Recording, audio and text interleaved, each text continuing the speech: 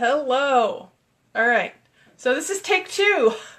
The first time the entire thing fell over and just decided to restart it. So my name is Evie Burke, and I am the mindset mentor and success coach at One Insight Closer. And I help women entrepreneurs be incredibly productive and achieve more in their business. So today's topic is, and if you see me looking down, I'm looking at my notes. Today's topic is creating the 3 lists that prevent overwhelm. So it's the system I use when I am on top of it, when I'm doing it regularly, things get done in my business. And when things aren't getting done in my business, it's because I have not been staying on top of these 3 lists. So I'm going to share these with you today. So the way that I'm going to go through these is I'm going to talk about why you should take the time to create these lists, why it's so important. I'm going to show you or walk you through how to create these 3 lists, and then I'm going to share some of the common reasons that people, or but people in general might stop using the, or keeping up with these 3 lists. So let's jump in. And as people have questions, as I reach the end of a segment or a topic, I'll look and catch up with the questions you guys have. So that's how this will work. So let's jump in and look at why you should take the time to create a to-do list even when you are super duper duper busy.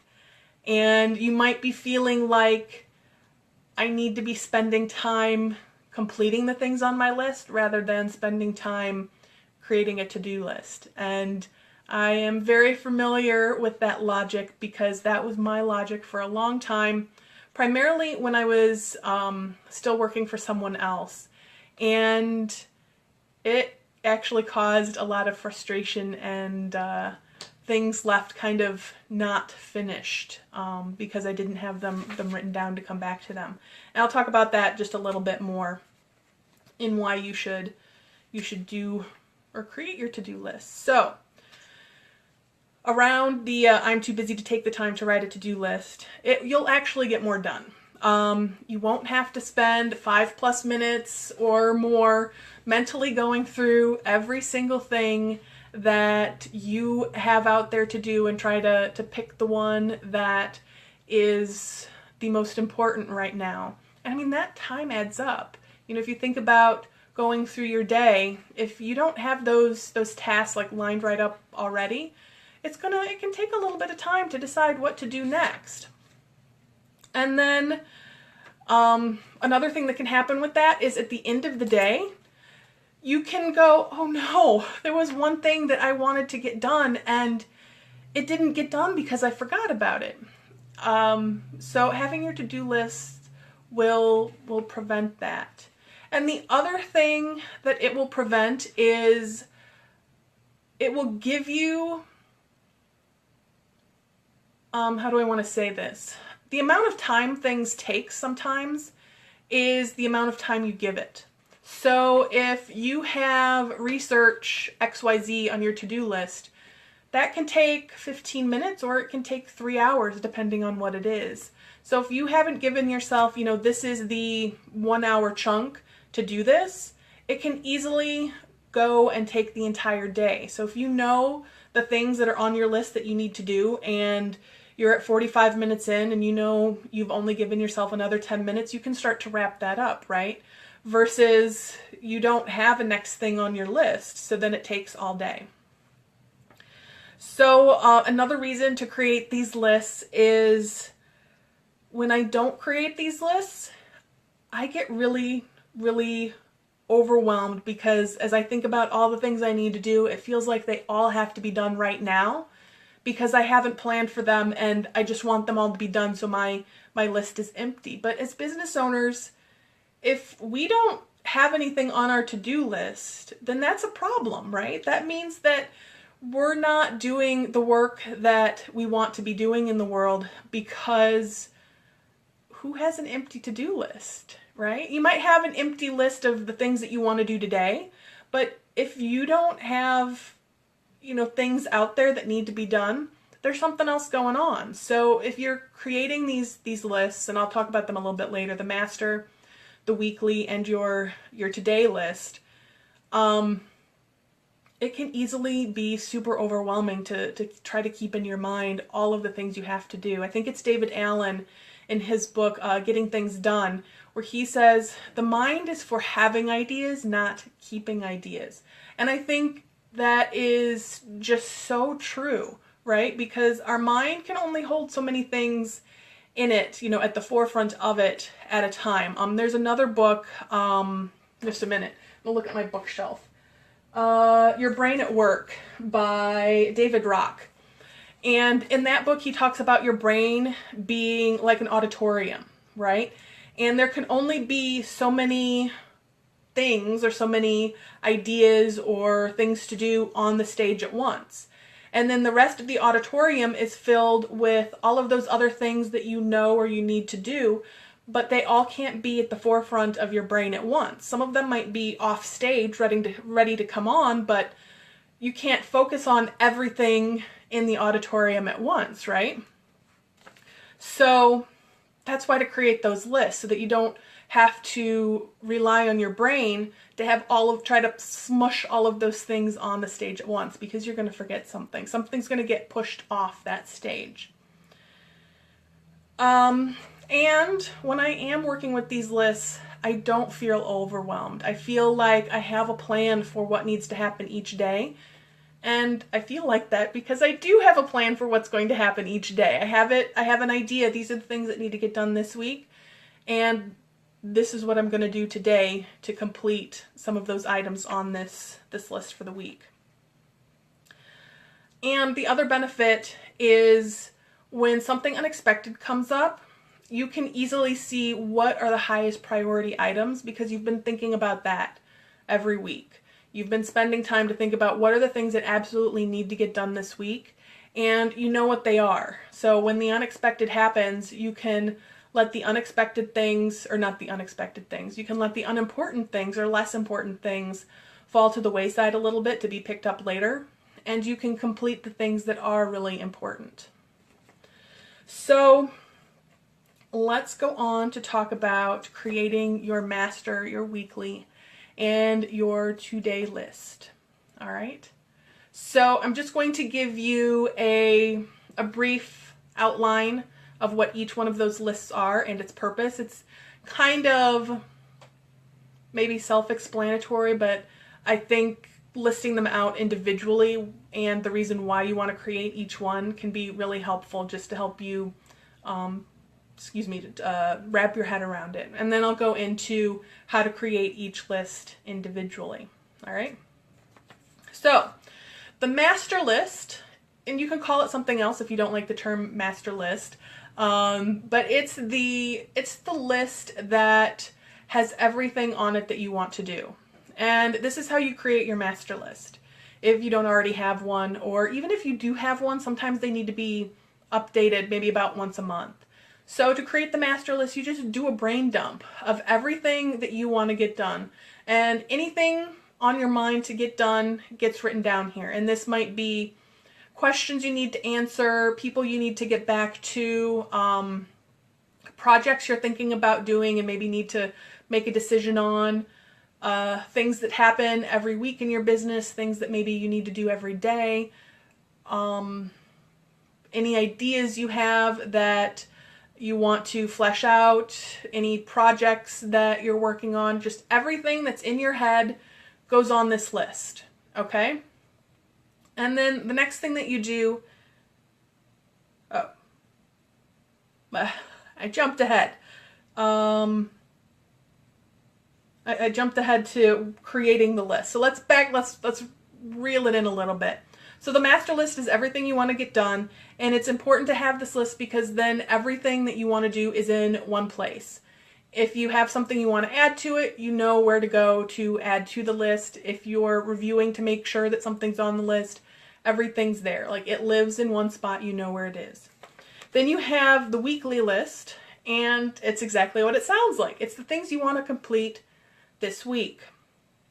And this is important because then you can strategically decide once, just once for the week, what are the things that you want to do this week?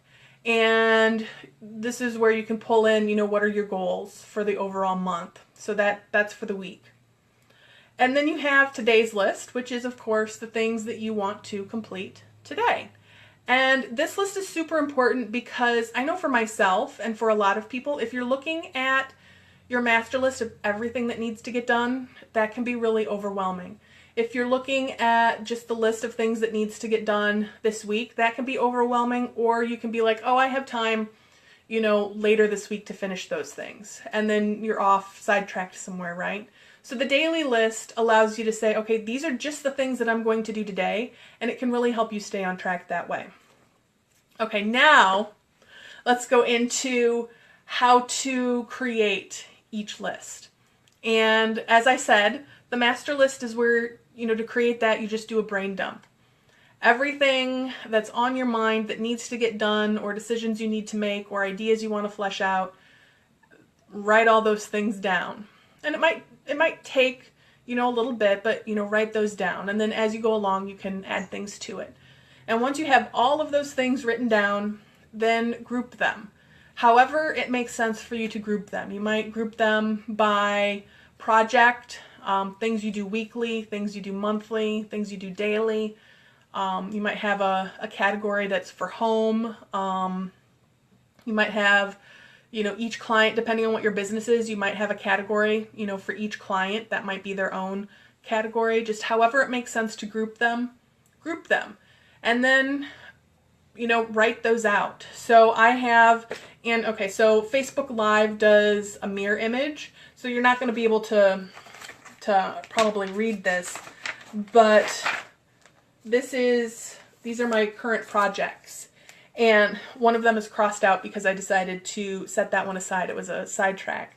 But I just have, I'm going to be working on a freebie for my website. So that's one section. I have a Facebook group, which you're welcome to join. It's Productivity for Women Entrepreneurs. And so I have the things that I want to create and do for that is another category. There's some things that I want to do for you guys, for the Facebook Live people that I want to update.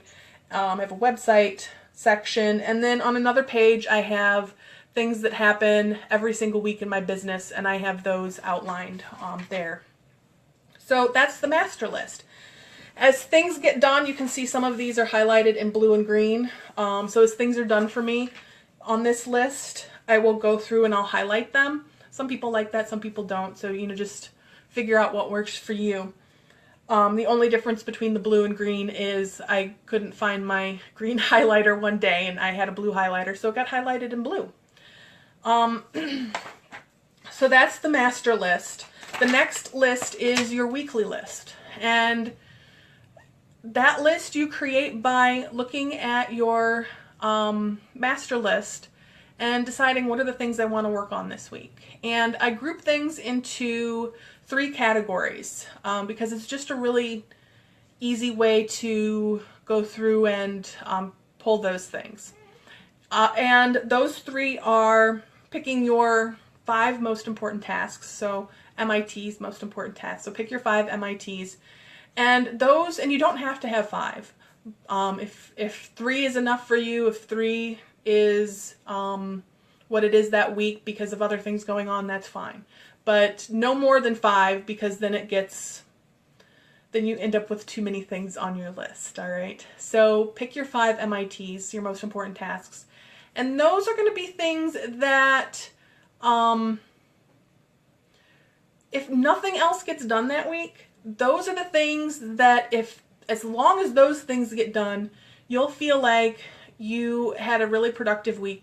You'll feel like it was a good week for you and your business. Okay, so those are the MITs, most important tasks. And then also pick 5 important tasks. And those are things that you just really want to get done. And then pick 5 additional tasks. And those are things that you really want to get done, but if something unexpected happens and those don't get done, those can wait until next week. All right, so you'll have 15 items altogether. And make sure that they are tasks and not projects. So you don't want to put an entire project in your in one of the slots. You want to put one of the tasks of the project there. If you put a project, then it's going to get pretty overwhelming pretty quick when you start looking at your list. If instead of a list of items or things to do, you have lists of projects to complete. You might have just overbooked yourself and set yourself up for a little frustration that way. So those are the weekly lists.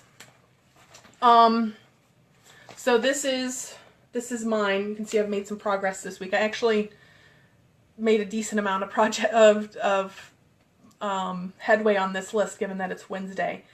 And you can see, important tasks. I had some things that I didn't even fill in, just because I felt I had enough in the other places.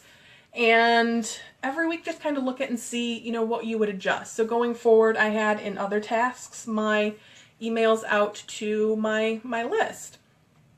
And in the future, I think I'm going to group those differently, just because I had them be 4 different items, but I do them all at once, so I might group those a little bit differently. But anyway, also for the weekly list, this is where, like I think I said earlier, if you have mapped out your month, if you have your goals for the month, and then weekly you said, okay, these are the things I need to do each week to meet that goal, then you already have probably 1 or 2 items for your most important tasks that just will be moved from that piece of planning onto here. Also at this point, I know one of the things that some people really like to do is to map out for each day of the week what their one really important task for that day is going to be. So the one task where if nothing else happens that day, this is the thing that needs to be done. And that just gives them some structure for the week. You don't have to do that. I don't do that, but I do know one of my clients where that's a lifesaver for her. She gets sidetracked, and this helps her know that every day she's already has this one thing that has to be done that day. And it just sets up the rest of the day, for getting more things done, because she knows what that one thing is for herself. All right. And that brings us to today's list, which is, again, exactly what it sounds like. It's your list for today.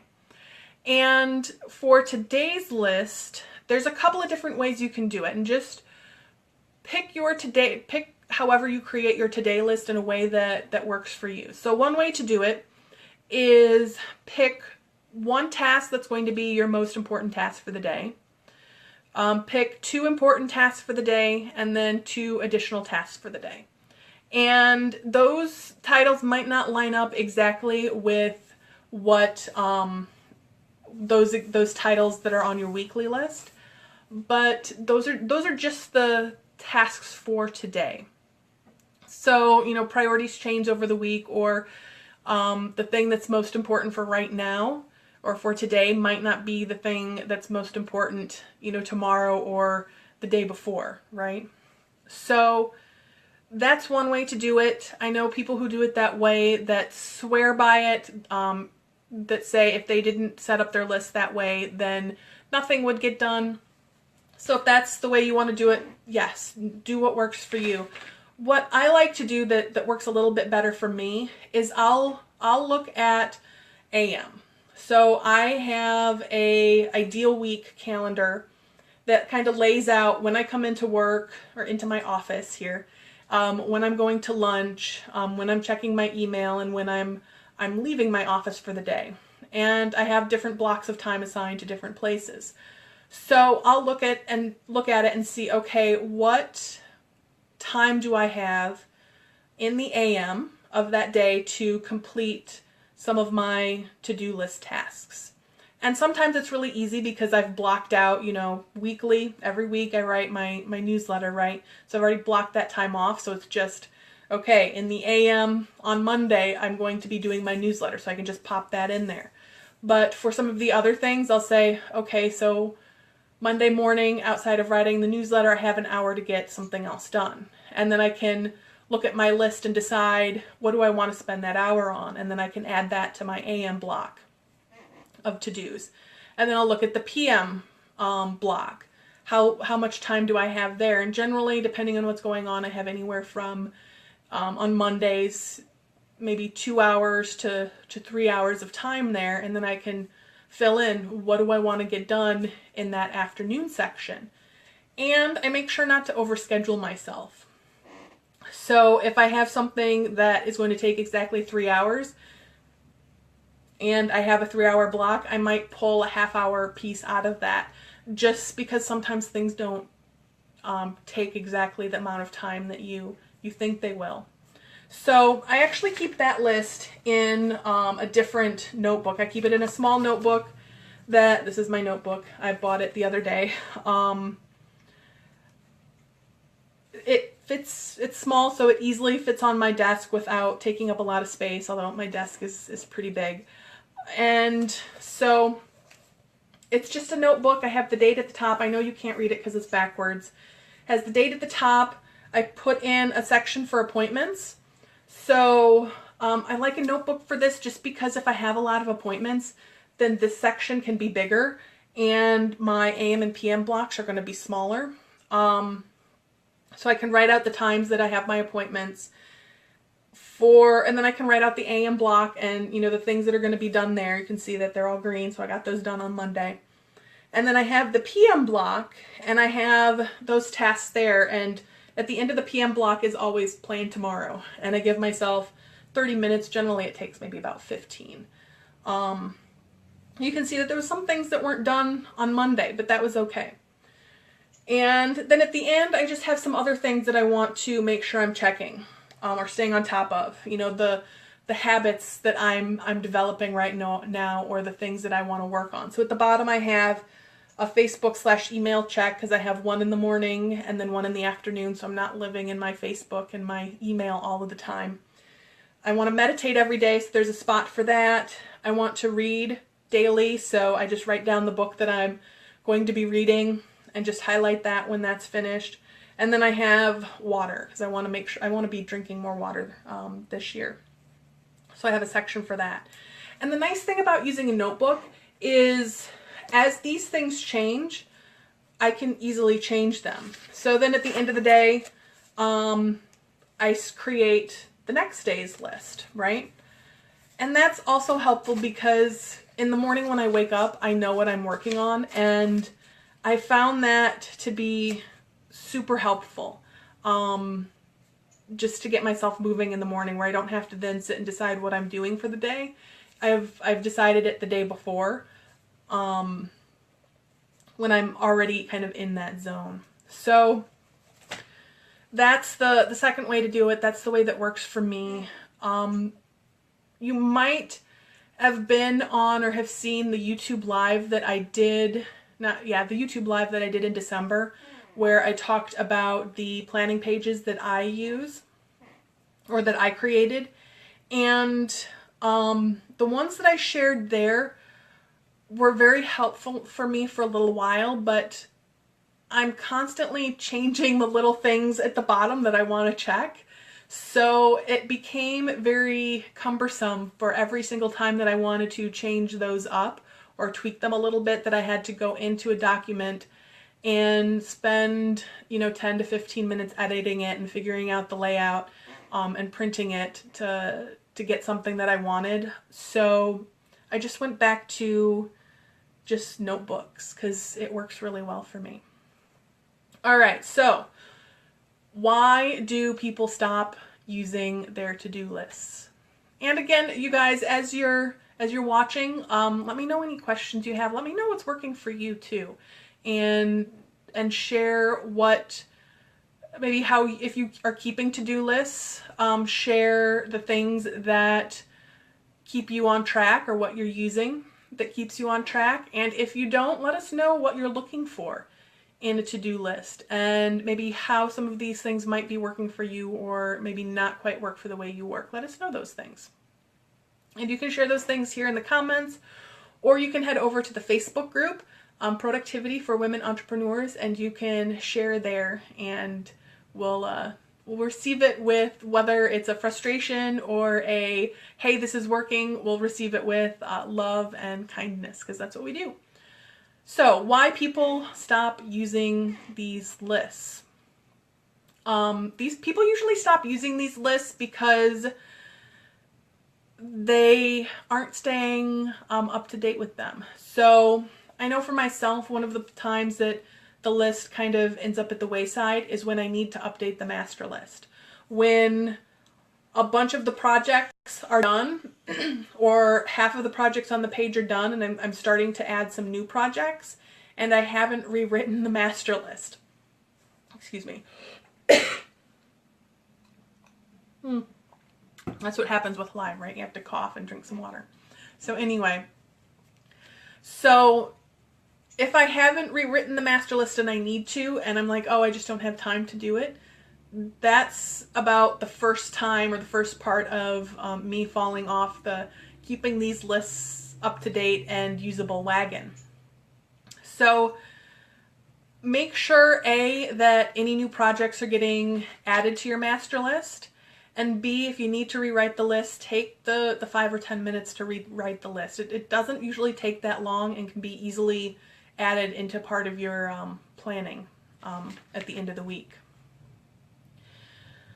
And in addition to writing everything down, even the ideas like maybe develop this idea for later, add that to the list just so that it's captured there. You don't have to map out all of the list, the project.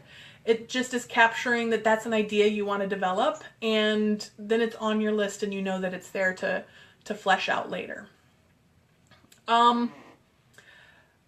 Another really common reason people stop keeping their lists is they overplan their day or their week. So it's really easy to say don't overplan, but I also want to give you maybe the ways that you might be over planning. So I know for me, one of the things that I would do is I'd be all on board with I'm going to plan out my week so that I know everything that I'm doing and have it all mapped out.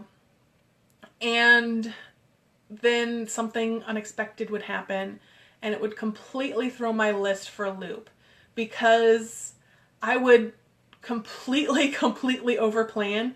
And I'd have everything planned out in my week, the entire week, like to the minute. So I'm going to spend 15 minutes doing this, and then 10 minutes doing this, and then an hour and a half doing that, and I'm going to take a half hour for lunch, and then I'm going to work on this, and then I'm going to do that. And something would take longer than I would expect, or I'd get a phone call and I wasn't expecting that phone call, but I'd want to talk with the person, or there would be an email I needed to respond to that I wasn't expecting it to take that long to respond to email. And suddenly my whole week is thrown off because I didn't get 2 or 3 things done that day that needed to get done, and the rest of my week was so inflexible because I had already scheduled everything in. So that's why it's so important to use the weekly and the daily list so that you're kind of staying on top of what needs to get done, but it's not so structured that missing, on Monday there was a couple of things that didn't get done, but it didn't throw my week into a tizzy. It just became 2 things to do on Tuesday, and, I had the rest of the week to do everything else. So don't overplan your day or your week.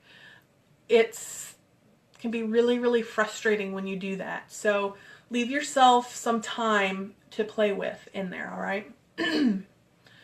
The other way that people can sidetrack themselves is they're not using a system that works for them. So it's like taking a circle and trying to pound it through that square hole, right? And it's just not going to work. Because the system that's there or that you're using might not work for you. So maybe creating, having a couple of notebooks doesn't work for you. That's fine, but kind of think about what from that system does work for you and what doesn't work for you. So I know a couple of weeks ago I spent probably a half hour, 45 minutes in Barnes& and Noble just looking at all of their planners. But I'm very particular about how things look and how I want them to be laid out. And nothing was meeting my expectations. And I was thinking, do I need to go to Staples and look there? Do I need to go to Anderson's? It's another bookstore in Naperville, and see if they have something different. Like, what do I need to do here? And I finally realized that I wasn't going to find something that worked exactly the way I wanted it to, because I'm very particular. So I ended up with this notebook that I love because it also has like little quotes at the bottom of, well, the top of one page and at the bottom of another page, of the facing page. And this is what's working for me right now. And maybe it'll change in a month, but that's okay. This is what I know is working for me right now and really supporting me in getting the things done that I want to get done. So again, you know, if the way that you're creating your to-do lists or managing them isn't working, just note it and, you know, figure out what needs to be tweaked for you. So this brings me to the end of what I wanted to talk about today. Next week, I already have the topic for next week, and we're going to be talking about mapping out your week. So creating that ideal week schedule that works for you, and some different ways to do that, and why it's helpful to kind of have that ideal week mapped out for yourself and what that looks like, and what I mean when I say ideal week, because that might mean something different to you than when I say it. So we'll be talking about that next week. So again, I would love to know what's working for you or what you want to tweak with your to-do lists, or if you're going to be implementing this system, and you can share that in the comments below. Or if you want to share in a more intimate space, head over to the Facebook group, and that's Productivity for Women Entrepreneurs. There we go. So again, my name is Evie Burke. I am the Mindset Mentor and Success Coach at One Insight Closer, and I look forward to getting to know you better over in the Facebook group. So until then, have a great week. Bye.